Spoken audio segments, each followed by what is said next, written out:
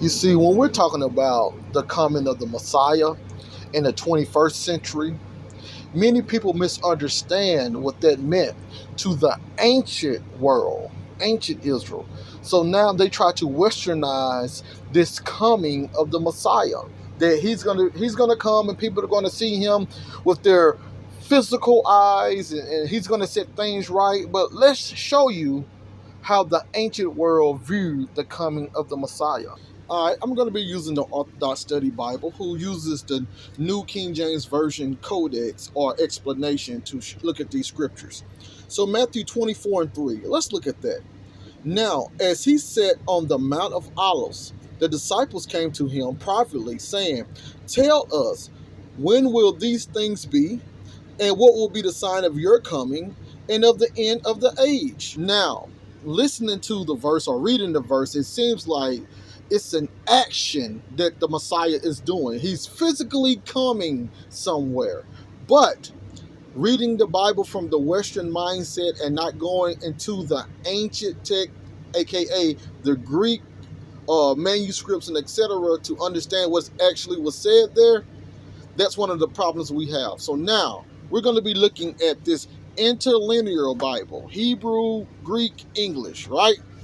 So over here we have Matthew 24 and 3, and he was sitting on the Mount of Olives. And as he was sitting on the Mount of Olives, the disciples came to him privately, saying, "Tell us, when will these things be?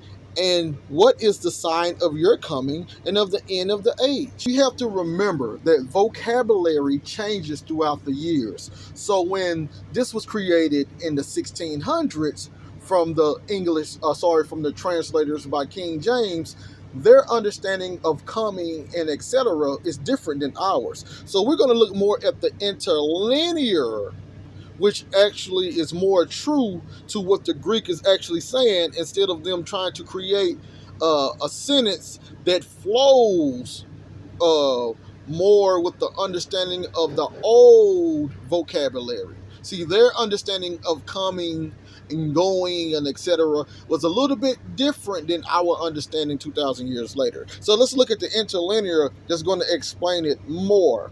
It says it right here. Tell us these things, tell us when these things will be, and what the sign of your presence and of the termination of the age. So you see the word coming in our English translation from the interlinear is actually supposed to be presence. Now that's a big difference. Now they're asking in reality from the Greek, and you can clearly see it right there from the Greek.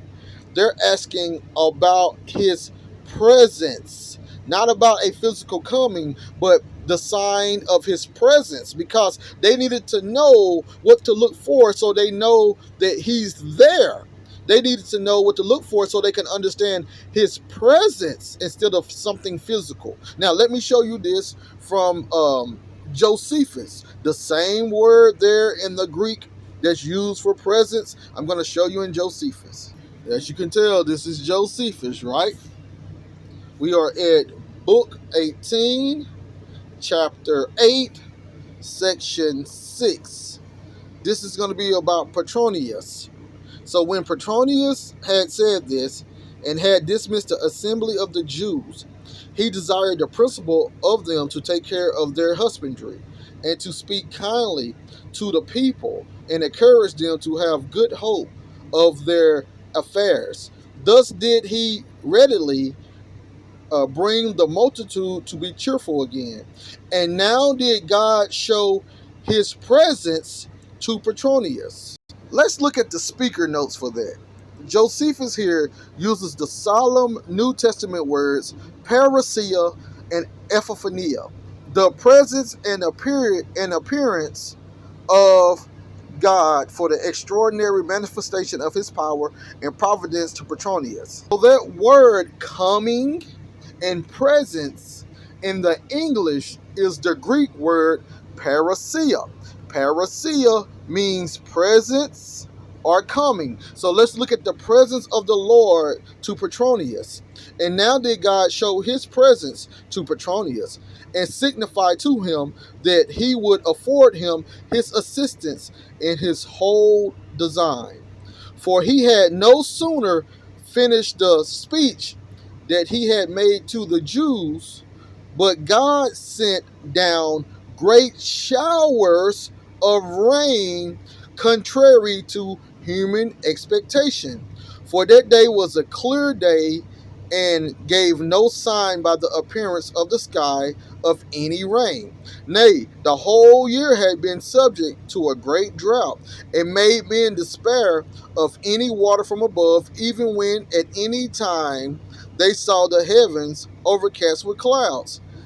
Insomuch that when such a great quantity of rain came, and that in an unusual manner, and without any other expectation of it, the Jews hoped that Petronius would by no means fail in his petition for them. But as to Petronius, he was mightily surprised when he perceived that God evidently took care of the Jews and gave very plain signs of his appearance.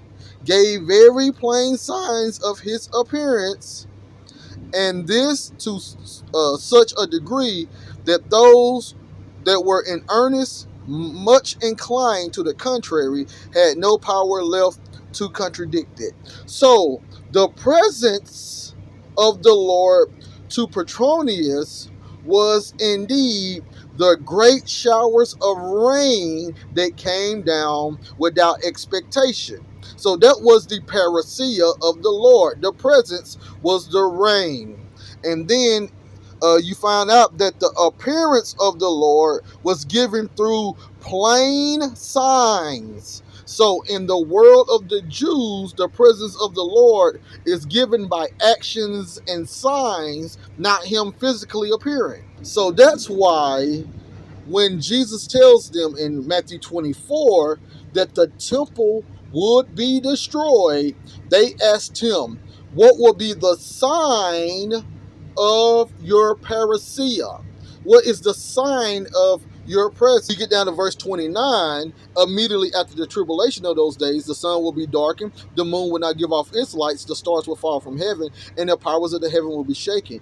Then the sign of the Son of Man will appear in heaven, and then all the tribes of the earth will mourn, and they will see the Son of Man coming on the clouds of heaven with power and great glory. But this is just a restatement of this. So if you see the sign of the Son of Man coming in heaven, that's equivalent to the Son of Man coming on clouds. The sign is equivalent to his presence. The sign is equivalent to his parousia. It's poetic language saying the sign is actually me. So let's get more insight. Matthew 24:15. Therefore, when you see the abomination of desolation spoken of by Daniel the prophet stand in the holy place, whoever reads, let him understand. Then let those which are in Judea flee to the mountains. Luke gives a different explanation, but it's the same subject. But when you see Jerusalem surrounded by armies, then know the desolation is near. Then let those which are in Judea flee to the mountains, and let those who are in the midst of her depart, and let not those who are in the country enter her. Sorry, who are not, well, it's supposed to be who are not in the country, but let not those who are in the country enter her.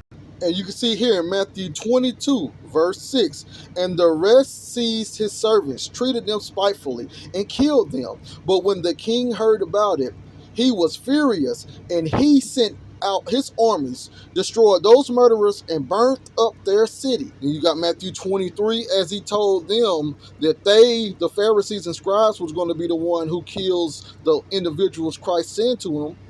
And he said, all that blood is going to come upon their generation.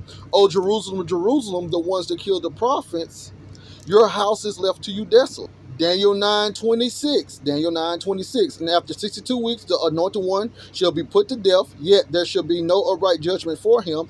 And he shall destroy the city and the sanctuary with the prince who is coming, and they shall be cut off with a flood to the end of the war, which will be cut short. He shall appoint the city to desolation. It's his second presence, his parousia, his coming, was via the Roman army coming in to destroy Jerusalem. That was his second coming. That was his presence for all of the wickedness and violation of Torah that they did. Make sure you subscribe to the channel. Thank you.